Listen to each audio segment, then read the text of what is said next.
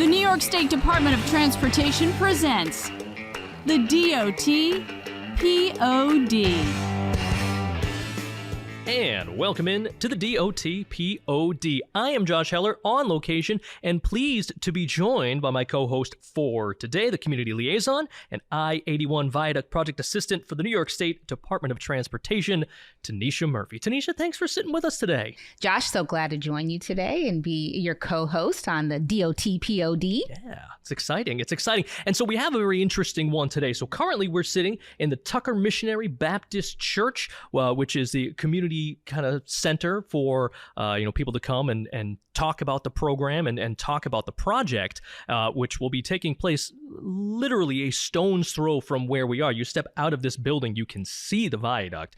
And what we're going to talk about today in regards to the project is who is going to be working on that project, who is currently already working on that project and will continue to be for years and years to come. That's right. Yes. There was a very unprecedented, actually, program that is part of the project, the Local Hire Initiative, that was mainly driven by the community who wanted to have this initiative on the project. And so that's what we're going to be talking about today in regards to the I-81 Viaduct Project. And joining us today on the podcast are our NYSDOT colleague, Scott Butler, who is the Special Assistant for the I-81 Viaduct Project, and Deka Dancil, who is the president of the Urban Jobs Task Force, who was very instrumental in implementing the Local Hire Initiative for the I-81 Viaduct Project. Thank you both for joining us. Thanks so much. Thanks.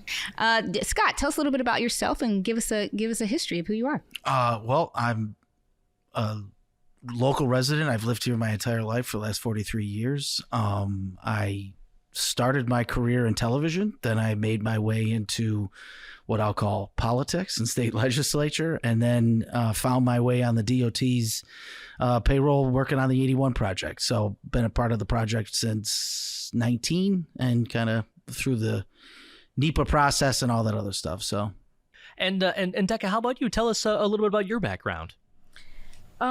So just like Scott, I'm a Syracuse resident. I was born and raised here.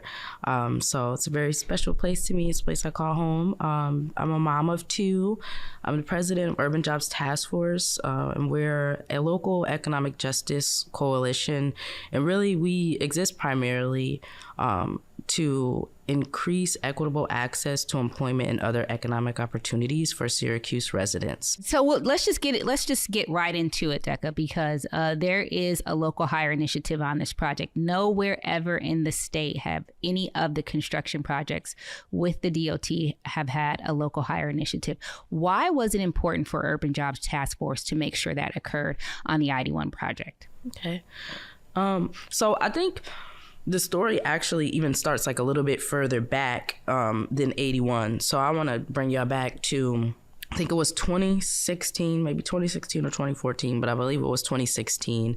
Urban Jobs Task Force went to DOT. This was when you were doing I-690 Till Exchange project, and we were like, we want a SEP 14 pilot application put in for this project.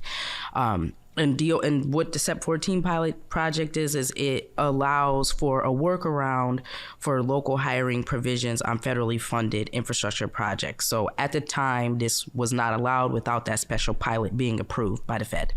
So we asked for that. DOT said, we're actually too late for the SEP 14 pilot process, but I-81 is going to be coming and we will commit to doing a SEP 14 pilot program application for 81. So we're like, all right, great. Fast forward a couple years, they're now starting to conceptualize 81. And DOT did fulfill their promise. They submitted a SEP 14 pilot application for the 81 project, but it was premature. And so then the Fed said, you didn't even get to your option yet. You didn't even do like the community, outreach and comments and all that. So you're too early, which was actually a beneficial thing because it allowed for the community to come together and work in partnership with DOT and other stakeholders to kind of create what we have here. So to answer TeNesha's question, as I said, Urban Jobs Task Force, we're a local 501c3, we're committed to economic justice, right? So we're really concerned about the high level of poverty here in Syracuse, especially for our Black and brown residents. Like if you want to think about why we exist, it's to serve those individuals. So we said, Syracuse is one of the poorest cities in the nation, right? We have all these people who do not have access to opportunities, and you're going to bring a $2 billion public investment here, meaning everybody's tax dollars has contributed to this. So we're saying if there's this level of public investment coming to the city of Syracuse, we think that ought to be used to address this issue of poverty that we have. And there's a bunch of capital projects, real estate projects that happen all the time, but this was not going to be dozens. It wasn't going to be hundreds. It was going to be thousands of good paying jobs coming here to the city of Syracuse. So we said that needs to be used as a vehicle to address that poverty. Point blank period. The community wants opportunity. Now, things were a lot different way back, I'm talking, 2017, 2018 than they are now in terms of the workforce. But that was really important. What we found from that research was that over 80% of workers working on publicly funded projects happening in the city of Syracuse were white males, and over 90% of them did not live in the city of Syracuse. So now this is really confirmed, and this is backed by data. So we could go to the DOT, to the mayor, to all the other stakeholders and say, yeah, that's great. Everybody's saying that they're in and they want to do this. We're here to tell you that's going to take a lot of work, right, to get there, and we're happy to partner with you to do that. So that's why this was so important and kind of like the story of the beginning of the journey. Sorry, that was long-winded, but no, it's great.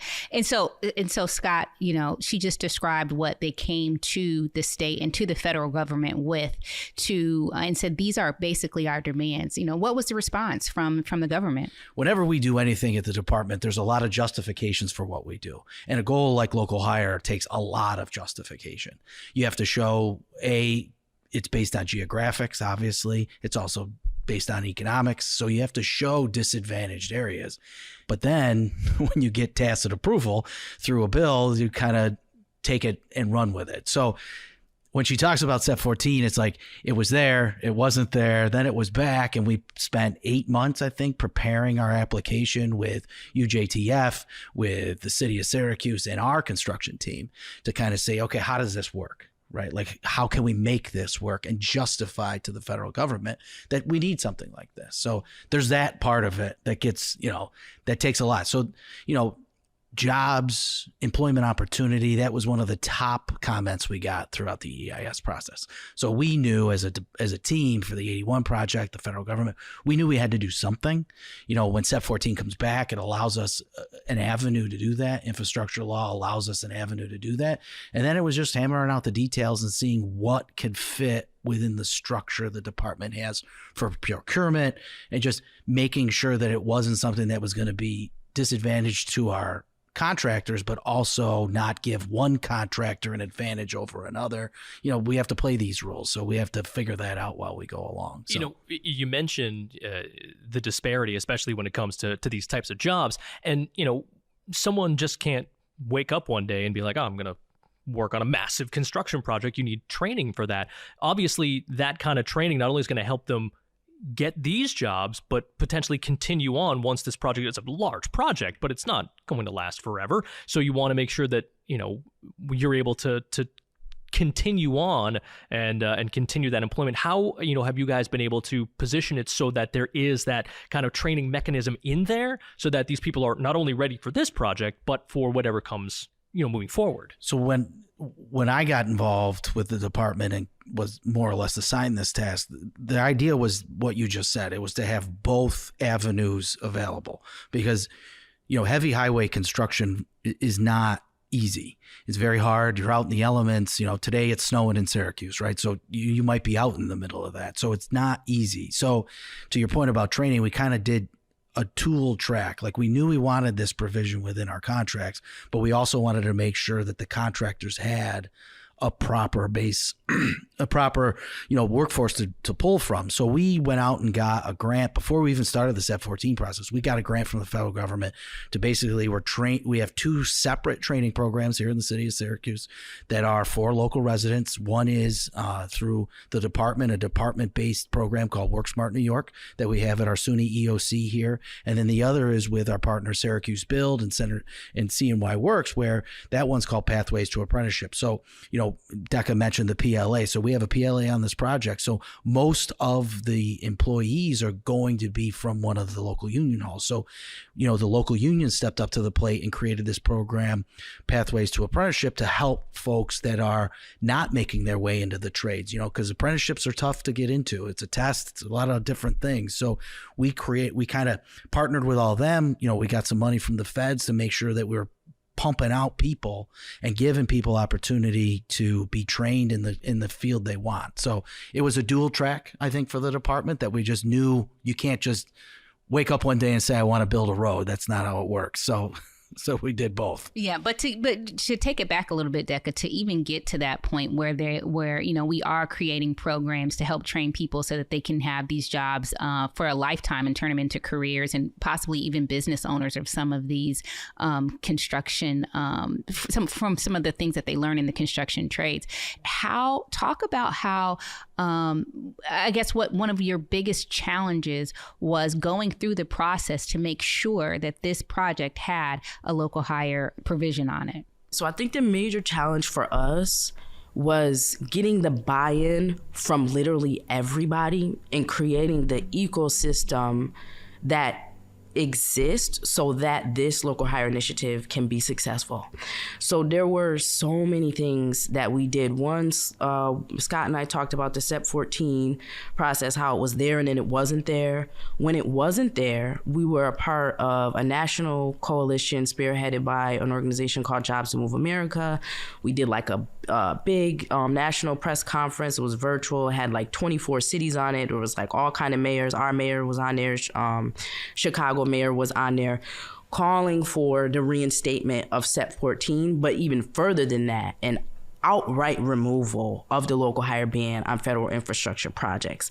That national campaign was successful. So it took things like partnering up with organizations at the statewide and nationwide level to affect or influence policy change that would help us to do this at the localized level. So that was like one thing.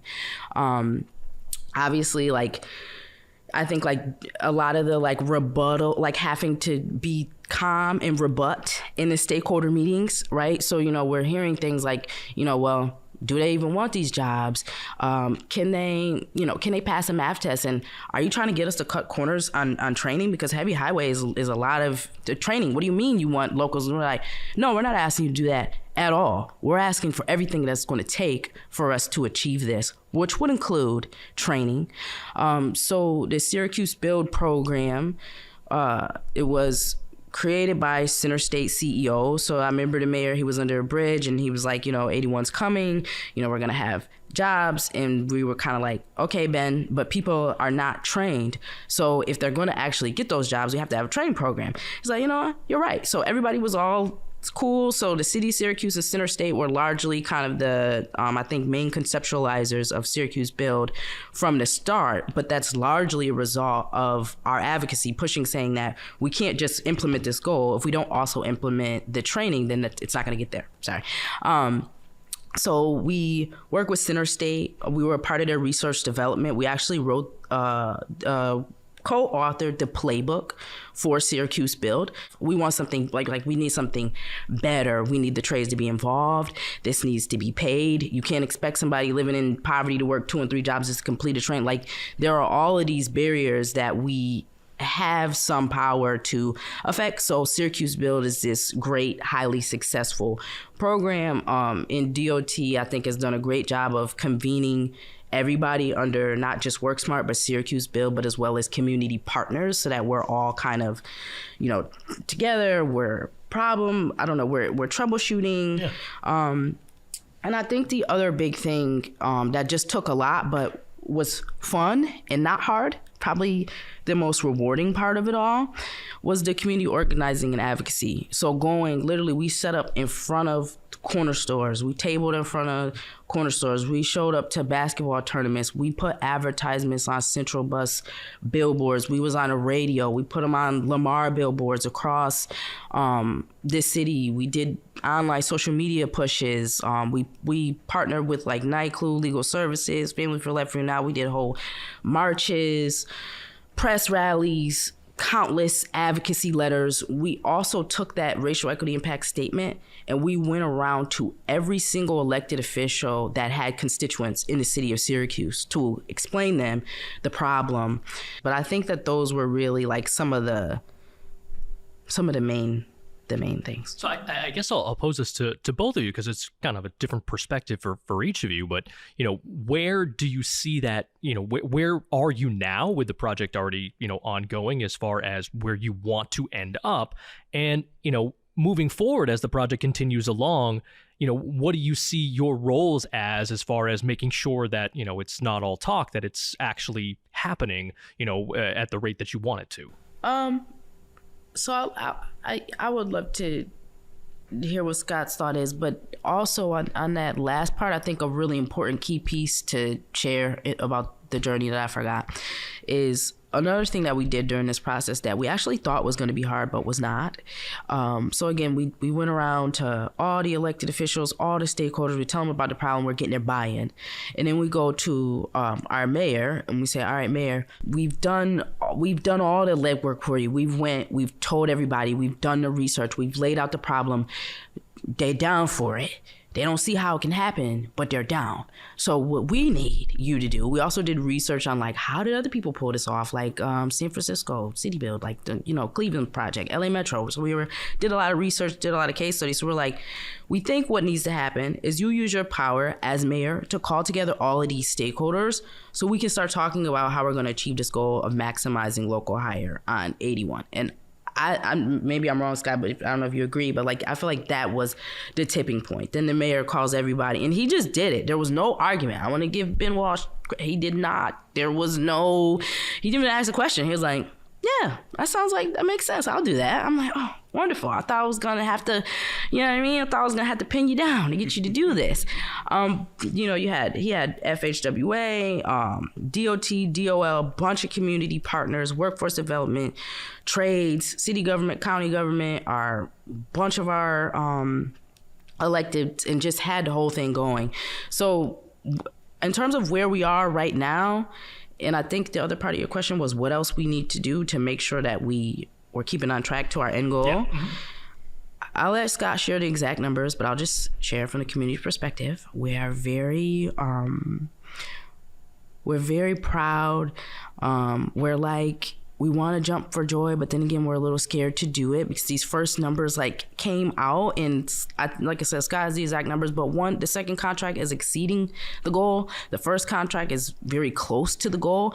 When you look at the data that we have from the REIS, the numbers it's blowing it out the water. It's not even a close comparison. And I think that that's a testament to all the work of everybody that's been involved, which is great.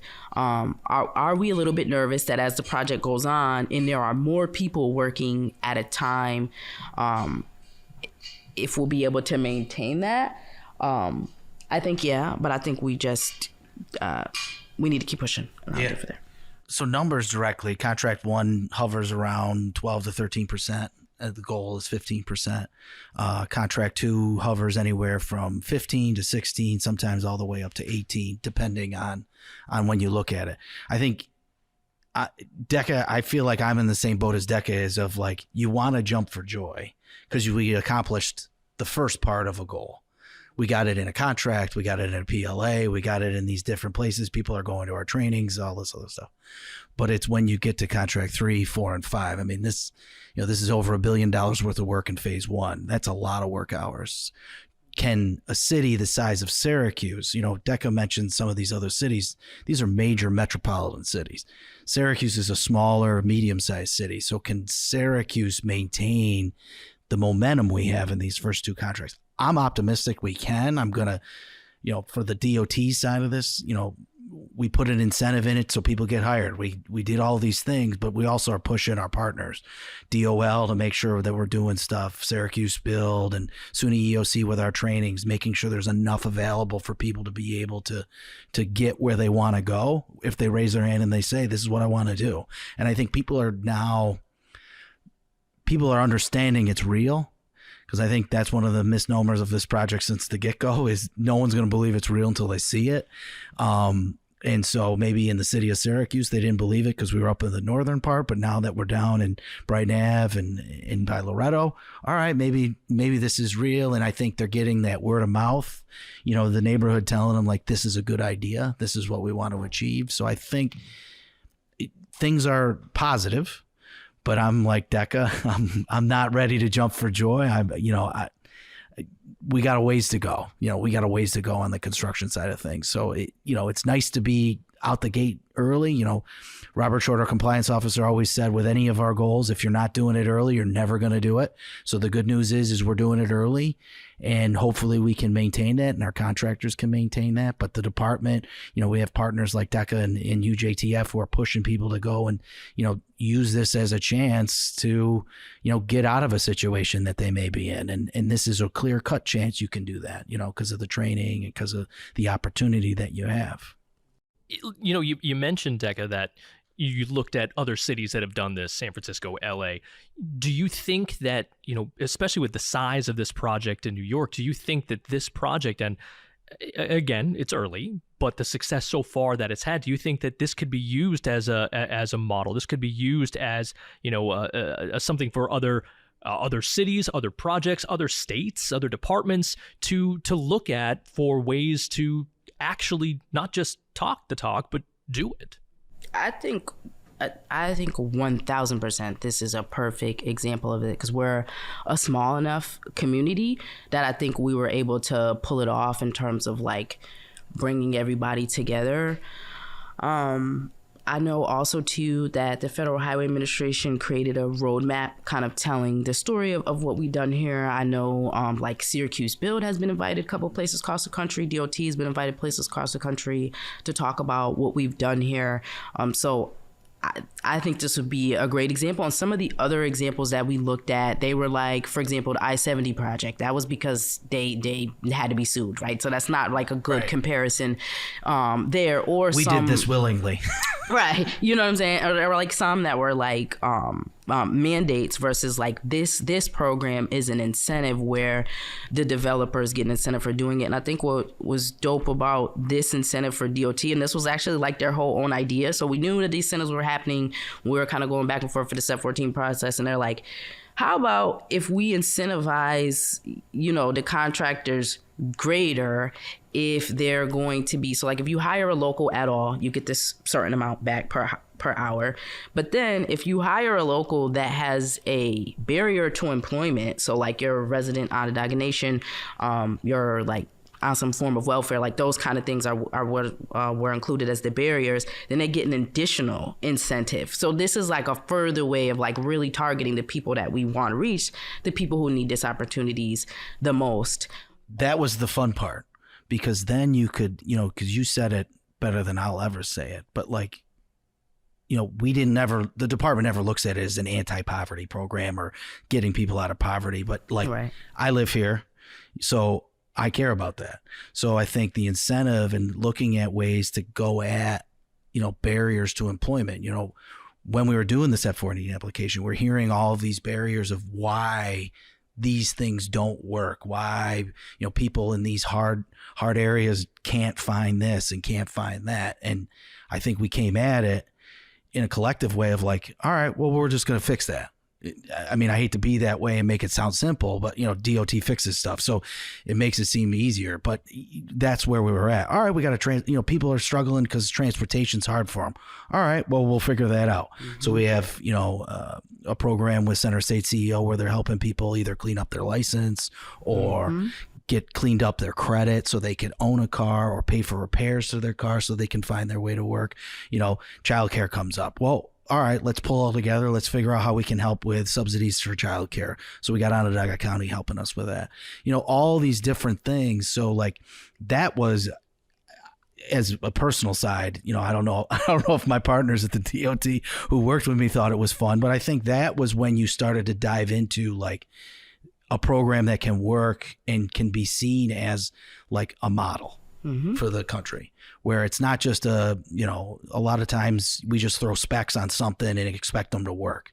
This was us putting our meat and potatoes in the pot and saying, all right, we're going to help this ecosystem work so that way people are not just getting a job, because I think it's more than a job. It's a career.